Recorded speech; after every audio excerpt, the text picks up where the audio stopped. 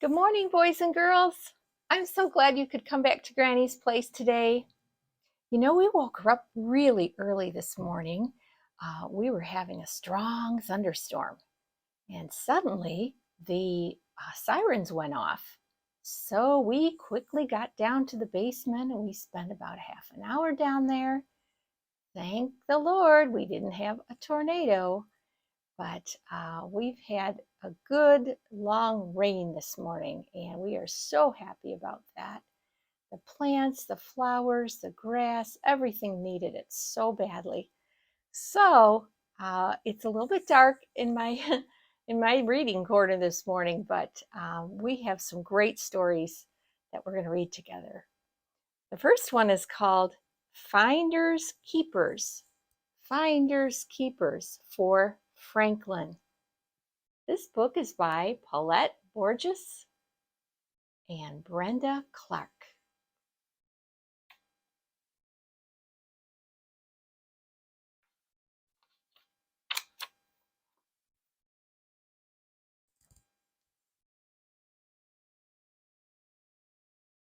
Franklin could count by twos and tie his shoes.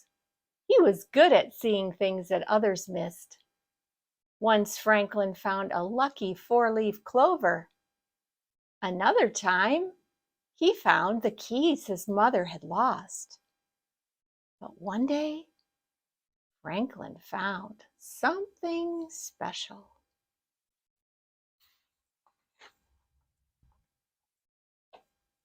Franklin was walking to the park when he spotted a flash of blue. Something was lying by the side of the path. "Oh," said Franklin, picking it up, "a camera." He had never found anything quite so wonderful before.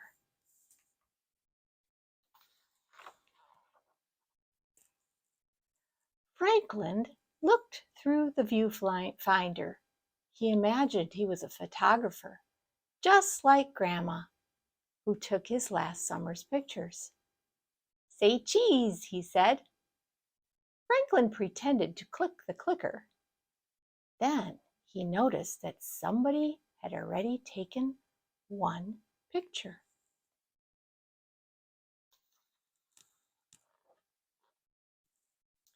As soon as Franklin got to the park, he showed the camera to his friends. "Wow," said Moose, "is that yours?" "Not exactly," said Franklin. "I found it." Beaver shrugged. "Finders keepers," he said.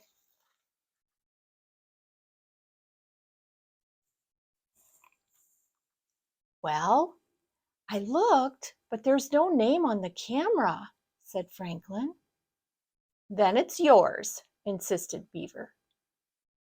"It's not like stealing," said Moose. "You found it." Still, Franklin knew he wasn't allowed to keep things that didn't belong to him. He decided to find the owner later. Franklin took the film out of the camera and put it in his marble bag. "I'll have to get more film," he said. "Are you keeping the camera?" said Moose. Franklin looked surprised. "Whoops, I almost forgot that it isn't mine," said Franklin. "And I'd better find who lost it." "Maybe the owner will be mad because you used the camera," Beaver said. Franklin gulped. "I didn't think of that."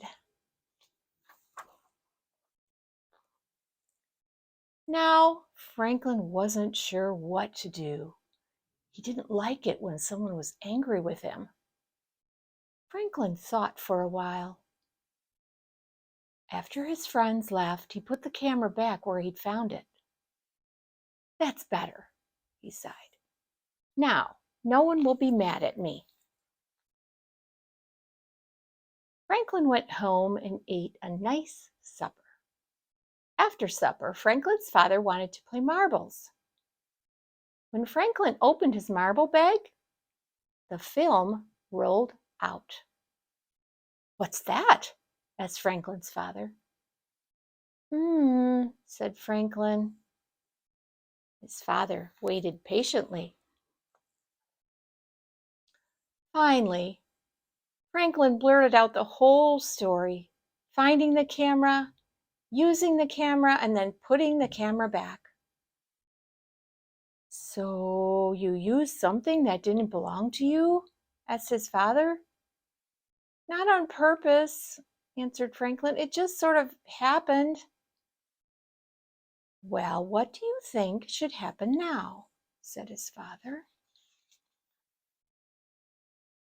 Franklin thought and thought. "Maybe we could get the camera and try to find the owner," he said finally. So Franklin and his father got the camera, made signs, and they posted the signs in the park.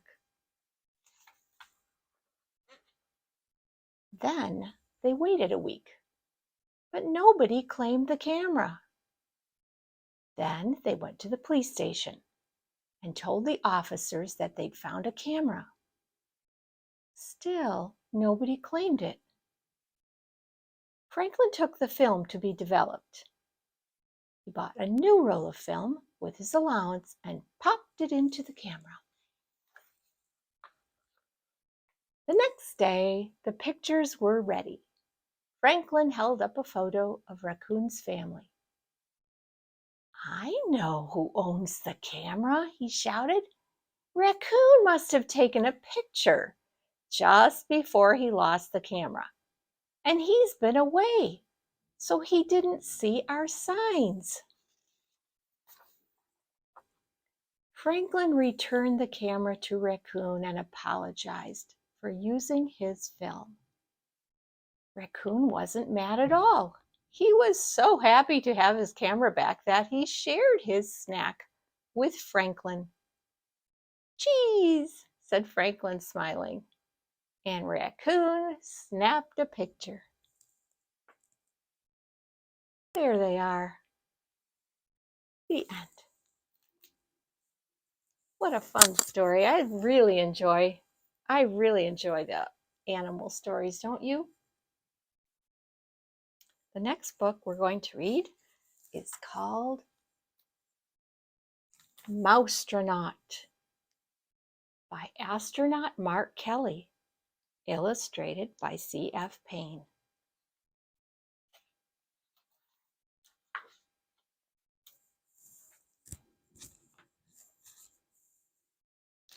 The space shuttle is set for a launch, and the astronauts are doing their last-minute training to prepare for the mission.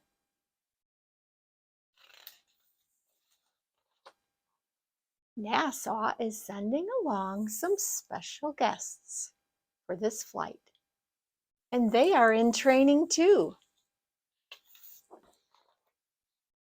One mouse is smaller than all the rest. There he is. His name is Meteor. The other mice know he won't be chosen for this important mission. But someone has his eye on Meteor, and he's impressed with the little mouse's hard work.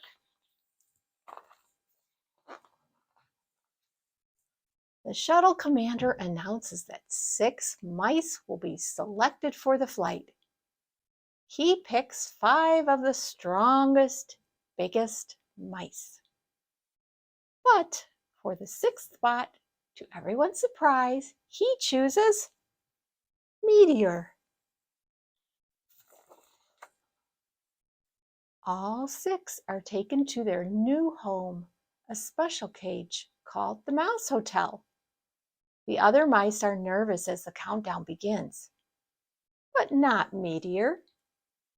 10, 9, 8, 7, 6, 5, 4, 3, 2, 1.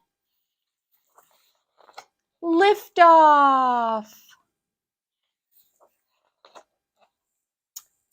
First, the mice are pressed flat against their cages by the power of the launch. But then the pressure goes away, and the other mice cling to the cage in terror. But not Meteor. He loves the feeling of weightlessness. "Hey, little guy," the commander says, "you're a natural, a real live Maustronaut."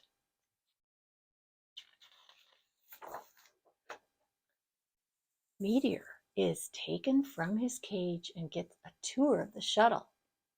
He can even see the Earth way off in the distance.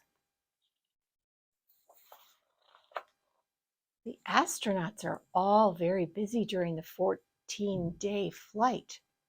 There are spacewalks to take and experiments to conduct. But what can Meteor do to help?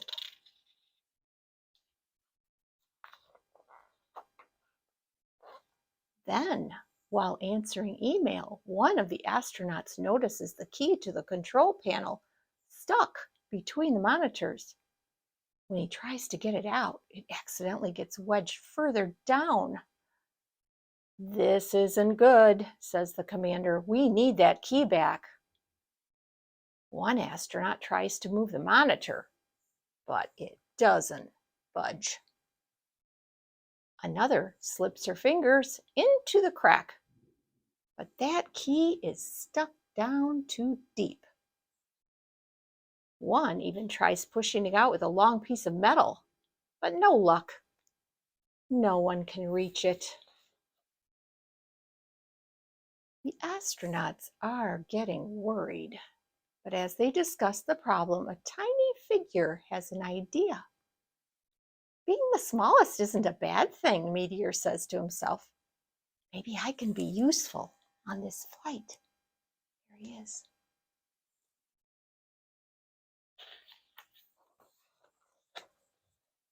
Meteor squeezes his way into the crack. The space is dark and cramped, but Meteor spots the key and tugs at it with all his bite. "Hey, look what our tiny friend has done," the commander says. "He saved the mission."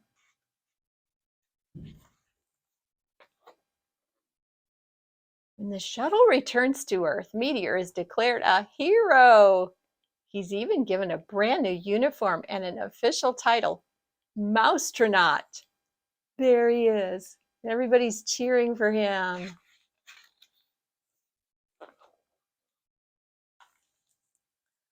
All the astronauts cheer and applaud, but Meteor is already thinking about his next big mission.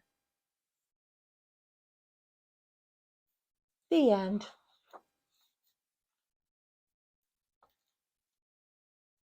Well, that was a great story about mice going up into space. I hope you enjoyed the stories today, and I will see you hopefully very soon again at Granny's Place. Have a wonderful day or night. I'll see you soon. Bye-bye.